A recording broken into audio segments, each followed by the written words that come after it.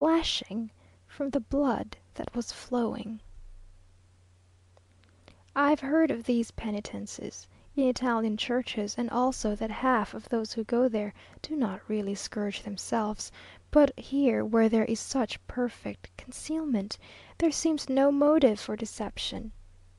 Incredible as it may seem, this awful penance continued without intermission for half an hour.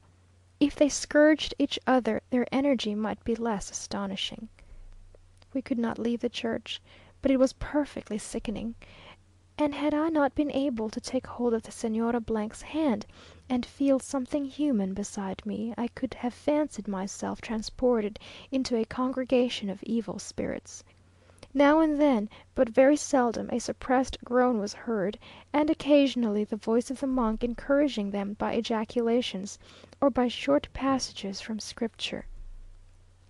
Sometimes the organ struck up, and the poor wretches in a faint voice tried to join in the Miserere. The sound of the scourging is indescribable. At the end of half an hour a little bell was rung, and the voice of the monk was heard, calling upon them to desist; but such was their enthusiasm that the horrible lashing continued louder and fiercer than ever.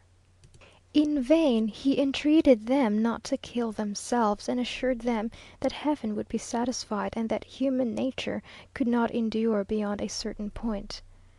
No answer, but the loud sound of the scourges, which are many of them of iron, with sharp points that enter the flesh. At length, as if they were perfectly exhausted, the sound grew fainter, and little by little ceased altogether. We then got up in the dark, and with great difficulty groped our way in the pitch darkness through the galleries and down the stairs, till we reached the door, and had the pleasure of feeling the fresh air again. They say that the church floor is frequently covered with blood after one of these penances, and that a man died the other day in consequence of his wounds.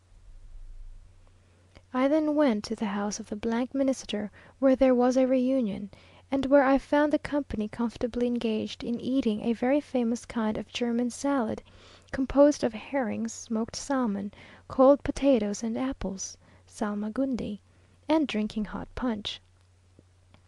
After the cold, darkness, and horrors of the church, this formed rather a contrast, and it was some time before I could shake off the disagreeable impression left by the desagravios, and join in the conversation. Along with this you will receive some Mexican airs, which I have written by ear from hearing them played, and some of which I gave you the words in a former letter. End of letter the 26th.